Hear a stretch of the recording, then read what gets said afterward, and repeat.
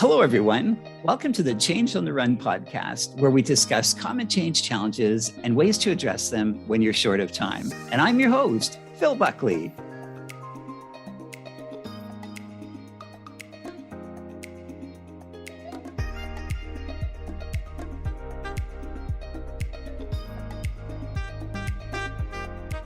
Today's topic is reporting against a timeline. At the center of every change initiative is a project plan that maps the activities and tasks required to transition people from current to new ways of working. It functions as a work-back schedule from post-launch support to the project kickoff. People supporting a change spend significant time reporting against the timeline. Being ahead of or on plan is the goal, but often falling behind is a reality. The ability to communicate progress against the timeline is an essential change management skill. Those who do it well can influence expectations and plan details, and those who don't can experience greater scrutiny, extra work, and lost confidence in their abilities. So, how do you report against the timeline to inform stakeholders, guide expectations, and make required enhancements that lead to successful change? And my guest today is Jennifer Rhodes. Jennifer, welcome to the show. Hi, everyone. Thank you for having me, Phil. Jennifer, thanks so much for taking the time to be on the show. And Jennifer is a senior business transformation and change management leader with over 2 decades of private and public sector experience. She is the principal consultant and founder of Markham Ventures, LLC. Jennifer is also a global board member of the Association of Change Management Professionals, ACMP. She holds an MBA from George Mason University School of Business and a BA in Russian Studies and Political Science from DePauw University.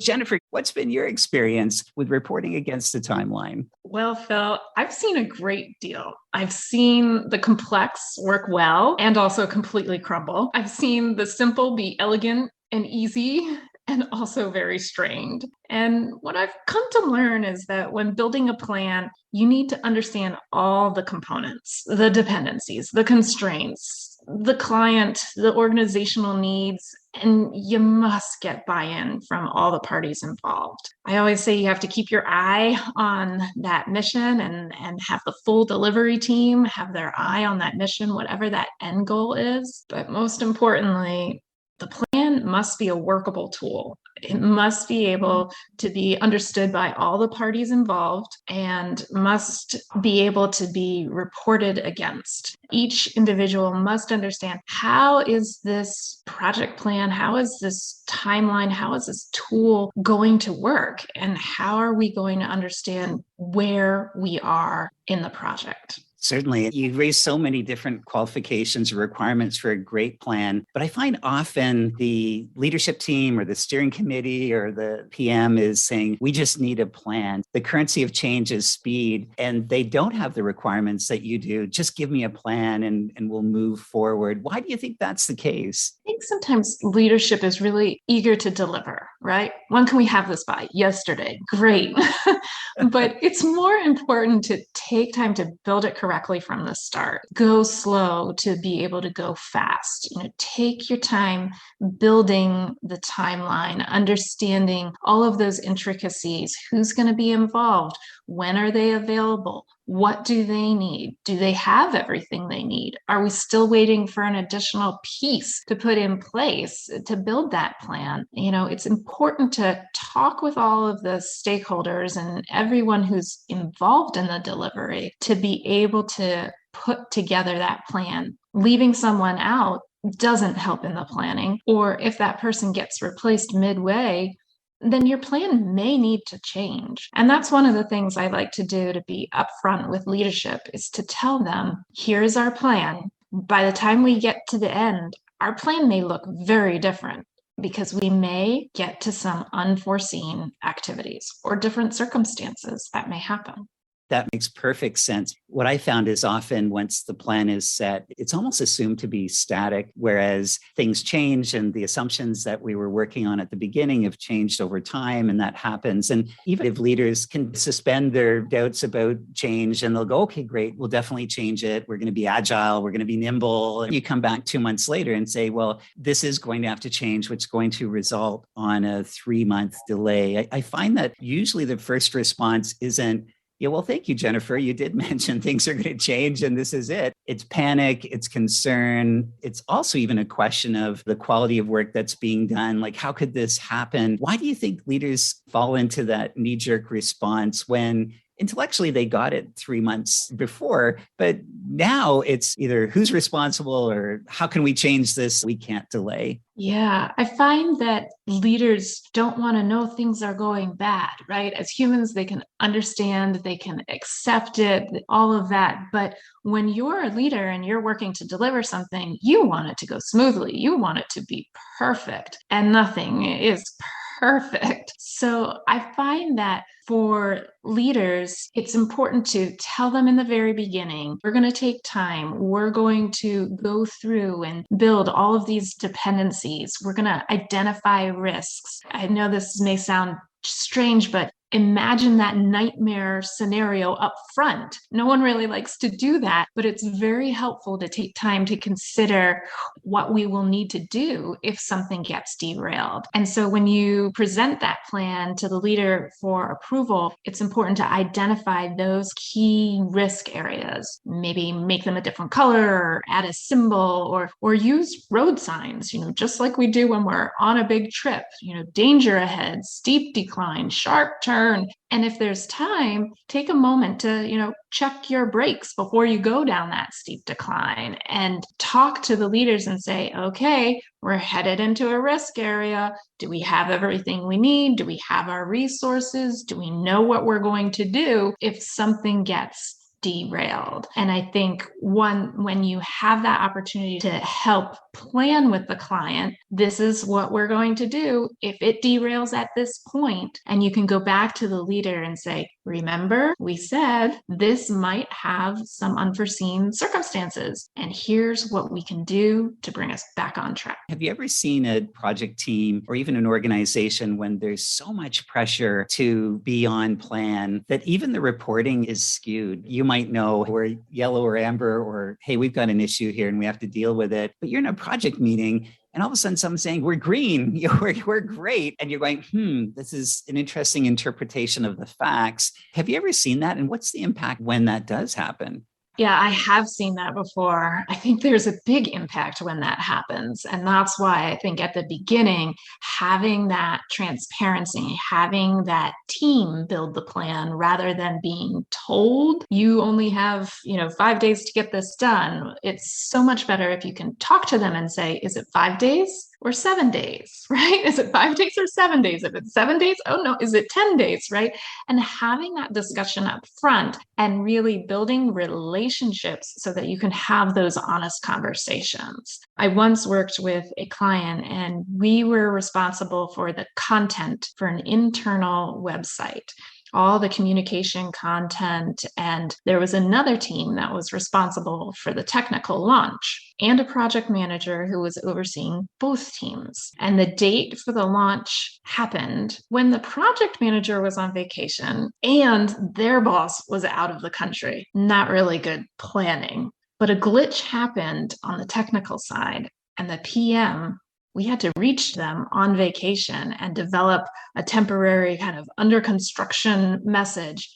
Totally not ideal, totally not at all what we wanted in terms of the first look at our brand new content for an internal website. And our team felt really disappointed because we had waited and waited for this launch day to happen. The technical team also, they were not happy at all because they thought it would just be an easy flip the switch. And the PM, of course, they were not happy because they were disturbed on their vacation. But all of this could have gone much, much better if there was better planning, if there was better testing, if maybe everybody had been honest about timelines and, say, even vacation schedules. And again, possibly the project manager should not have been on vacation when a major launch was happening. There was great impact from that output. What a great example. And you mentioned the importance of having those relationships so that you can be honest. And sometimes I've seen people shy of saying the complete truth of the circumstances because they don't want to be that messenger that is shot. How do you avoid that? Or how would you recommend that people avoid that relationship where if you're the truth teller, you're the one that could actually receive some censure or even some just negative press for doing it?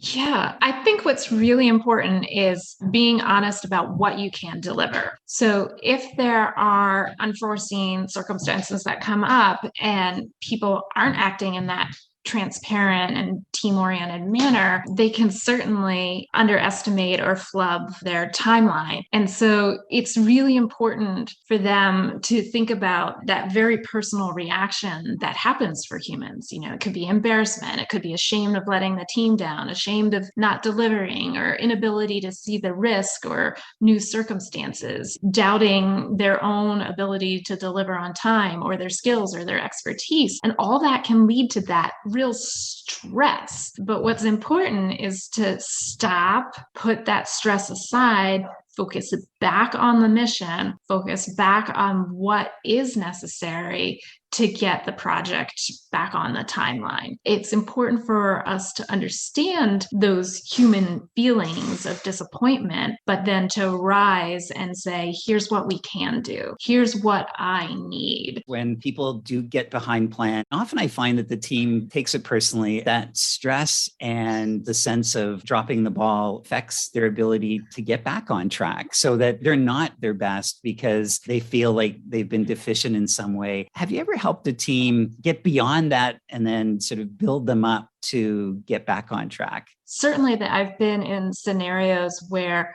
we've had a deliverable to a client and then it got derailed or delayed or whatever the circumstance was. And in how I build my teams, I really look for people who have cross training or duplicative skills or, hey, we can jump in and pitch each other, looking for that kind of jackknife team player so that if one team member misses, we can come together and really work with the team and say, we've got you. We're here. We're all in this together. Let's come together, figure out what's needed.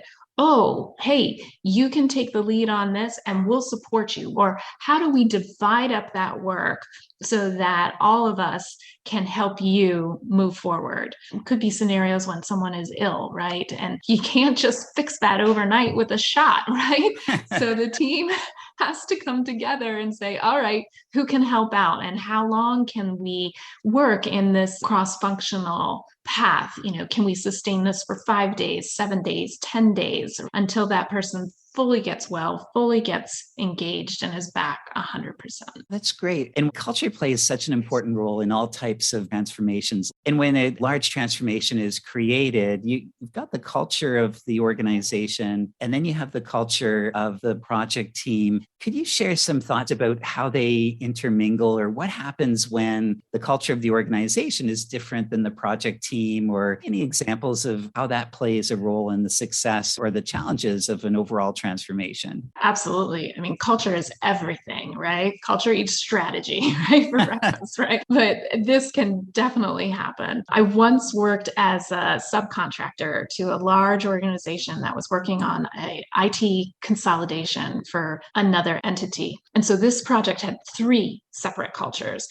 And you could see it in many artifacts, actions, processes, how the desks were kept, how the offices were decorated, which teams had agendas or not, the length of the meetings, the celebrations, even the timelines and reportings. And in this case, the delivery team, we were on point. We had clear timelines, clear metrics, great visuals, amazing PowerPoint decks of multiple slides. The organization receiving the transformation, they were much more relaxed. And there were times that we even wondered, are they looking at our reports? Do we need to say it again, spell it out, act it out, just to get them to realize where we were on the plan? And meetings after meetings, we were finally able to get senior leaders to talk to senior leaders to help them understand the risks and implications involved with the delays. Oftentimes, our presentations of the timeline were consolidated down just to a visual graphic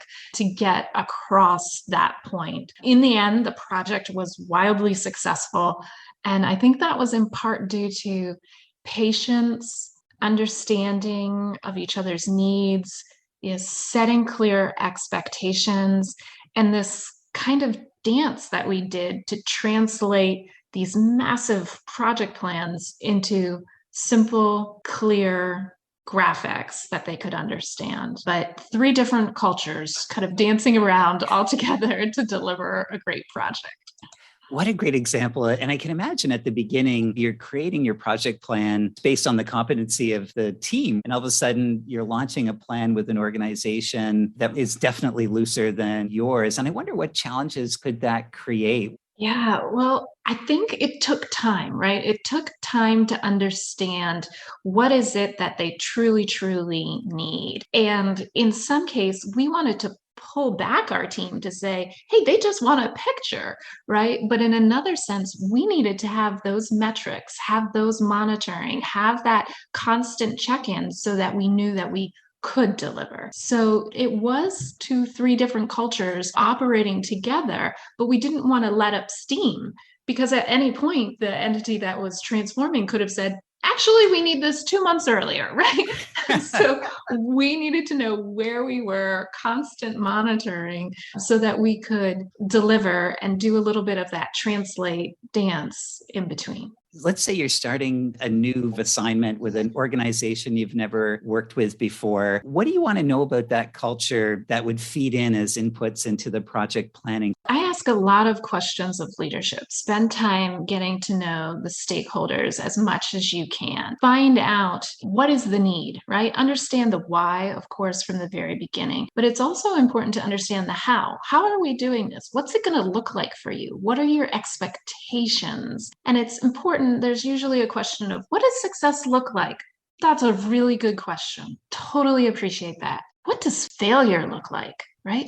What does it look like if we totally mess up? What's going to happen? Okay, you're going to get fired. Great. What's that going to do to your organization? How does that look? So are they a learning and knowledge organization where they want to collect lessons learned along the way?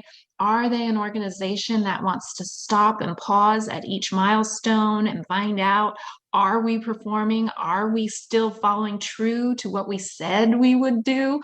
Do we need to add more time? Do we need to add more resources? Is this resource not the great fit, right? Can we make adjustments to the plan?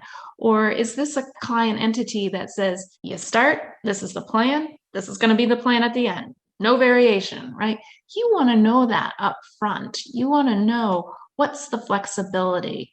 It's important too to understand what has happened before, other great transformations. What does that look like? Were they successful? So asking those questions, acting like that forensic detective, unveiling, uncovering, looking at what has happened in the past, understanding what the current condition is so that you can really perform and take them into that future state. It reminds me of a circumstance I was in the past where I didn't ask as many questions as you've recommended about failures and successes and how things have gone in the past. And a cultural attribute is that most people didn't attend training because it wasn't quality or it wasn't aligned or it wasn't relevant, whatever the reason. So the plan was predicated on everybody attending training with a 20% flux, but in no way did I build in the amount of time to realize that people just don't go to training. And I was caught with a tough situation because I was falling behind because of a cultural behavior that I didn't know about.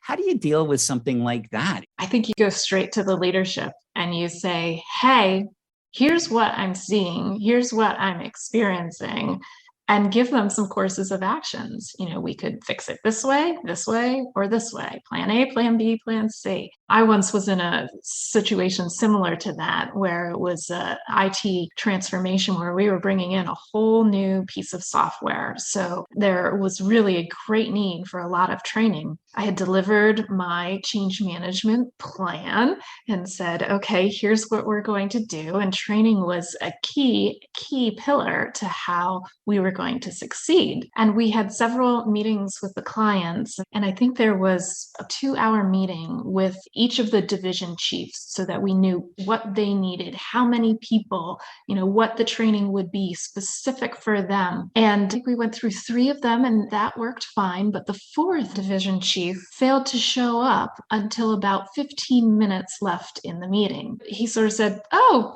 I thought this was an open house to look at the technology." And we had to say, no, that was not the intent of this meeting. This meeting was specific for you and specific to understand your needs so we could build that training just for you and your team. And once that was understood, we clearly rescheduled the meeting, and then we're able to tailor our training better for that division chief and their division. Oh, that's great. And I wonder when things do go off the rails, what are the steps that you take to communicate that in a way that can get back on track? Because I'm sure many listeners have been in that situation. Yeah, you talk about it. Talk about what is needed and put some plans in place. So I once had a coach that taught me there are 2 real variables. I might say there are 3, but there are 2 real variables: time and resources, right?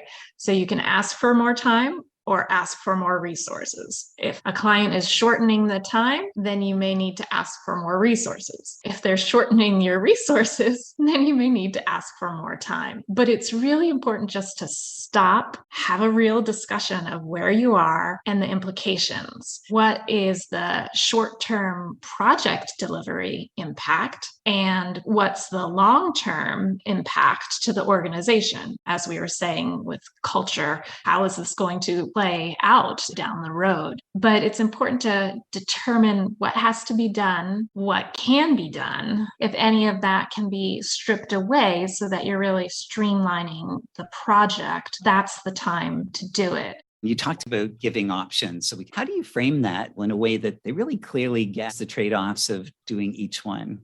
I think it's important to put it in a visual of showing those pros and cons, showing the greens and red, which is going to be the best course.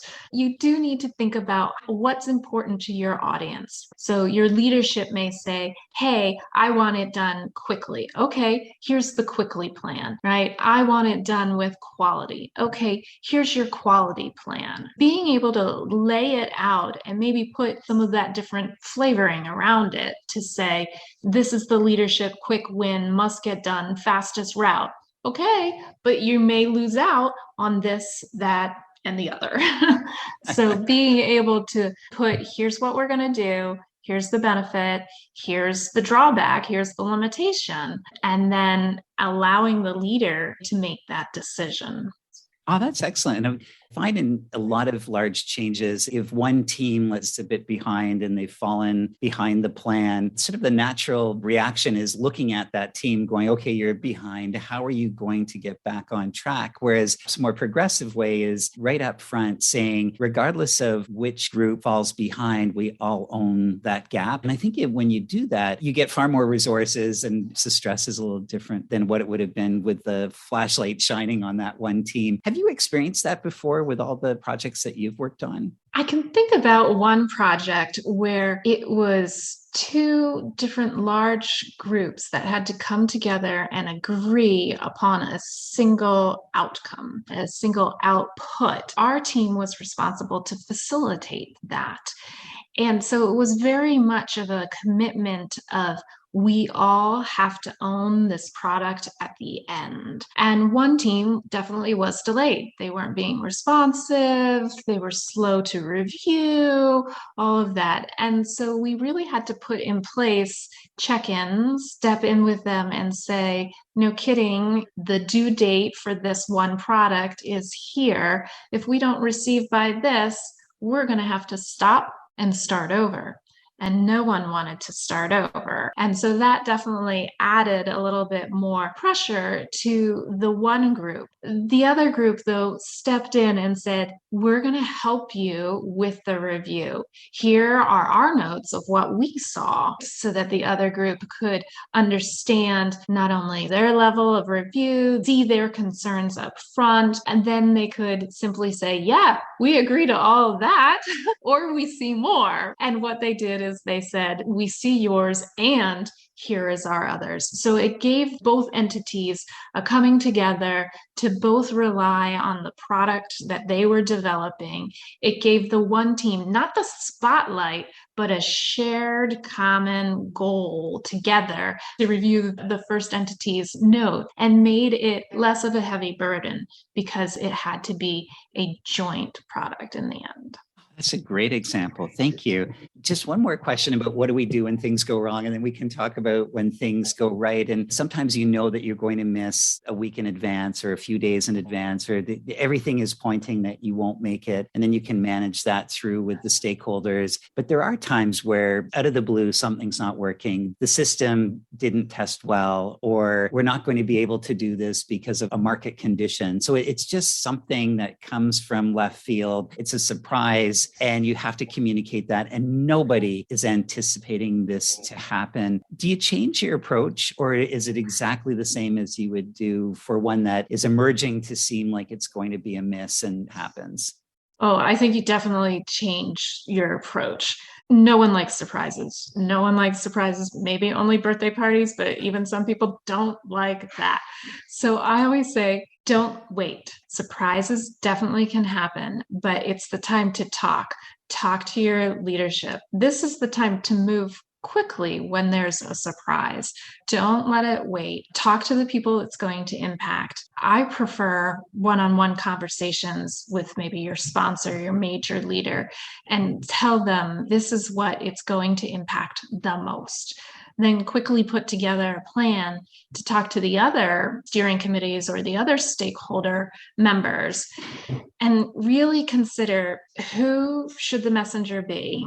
Is there one party that's going to freak out? Is someone going to be an ostrich in the group and put their head in the sand? Is there going to be a hothead? Determine how best to approach them with the new surprise. It's important to quickly develop that solution and outline, this happened, it happened because it impacts this, and here's how we're going to fix this. And then if you have a problem with it, let's get it out now. Let's talk it through now. Come to me. Let's bring it to leadership, because there may be implications of those surprises that the main leader hasn't thought of, or us as the delivery team hasn't thought of. So it's time to get down to the real discussion and quickly put a plan in place. Great advice. A lot of times I think we focus on what happens when we're missing a plan, or, how do you get back on track? But so often teams hit, or they're ahead of where they need to be. And there's less of a celebration, because then we move quickly to the next milestone. Okay, great. We hit that. Okay, let's go. We're going to be late on the next one. How do you reward people for the great work that they do, to acknowledge them and keep people motivated? Yeah, I think it's so important to celebrate successes, achievements along the way, an intermediate goal before you get to the full capacity or something like that, right? It's important to celebrate that. But equally, I think it is important to recognize people the way that they want to be recognized and rewarded. So try to understand that in your team up front. Is it, hey, we get half a day off? Is it, we're going to the movies during work? I don't know what it is, but ask them what they want. Sometimes people are rewarded with more work, and that's maybe not what they want. Some people are rewarded with a big town hall or a heavy plaque. Ask them what they want. Ask them what they need to feel celebrated, to feel that success, and make it happen. Make it personalized. Make it something special for them. That, I think, builds more loyalty, more dedication, more commitment back in than, hey, you gave me a piece of paper to hang on my wall and I could have cared less about that. Some people love that. But if it's not how you want to be rewarded, it won't be meaningful. So true. Summing up the lessons that you've learned about how to report against a timeline, what are a few that stick in your mind? I would say plans are only as good as we make them. They certainly measure just one point in time, but all things can change. The inputs can change, the team can change, the resources, the time, even the deliverable too. Sometimes that changes as well. So take your time, use your time wisely up front, find all those risks, put safety measures in place, review those safety measures so you know what they are. Certainly, we've talked about getting buy-in, having frequent check-ins early, getting that commitment to the plan, to the possible derailment solutions that you already have in advance. But I really like the concept of go slow to go fast, right? I think the Navy SEALs say go slow to go smooth, and smooth is fast, something like that. It's all around being efficient, right? Knowing your team, knowing what has to get done, what is the mission, and identify the process, right? What's the process when we do need to ask for more time and more resources? Know that up front. Because as I said, plans are only as good as we make them, and they're going to change. They're going to change. Absolutely. And in the spirit of change on the run, where there's so much going on and you can't do everything and do all of your lessons learned, if you had a forced choice and there's only one thing that you could focus on to make sure that reporting against the timeline worked really well, efficiently and effectively, what would that one thing be that will give you 80% of the results in 20% of the time? I like to say, know your numbers, get your metrics, monitor it, always have it at the ready. I used to keep it in my folder here's today's report. And sometimes that paper would change multiple times during the day because I always wanted to have my numbers, because those numbers can change. And you need to know where you are and what you will need to get it done sooner. Wow. Numbers, facts, your data, that does not lie. So always know your numbers and monitor that so that you're able to present the truest picture. And I'm just thinking of the corollary of if you don't know your numbers, you're really in trouble because you can't even respond. Oh, that's great. As we close off the show, is there a last tip or something you'd like to underscore for the listeners about reporting against the timeline?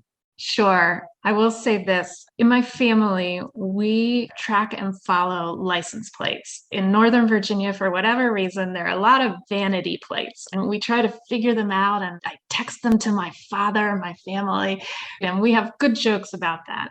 So one day I was out shopping and I saw a license plate and it said, go to PLNB, go to Plan B. I laughed so hard when I saw that. I just think it's a great thing to end our discussion on.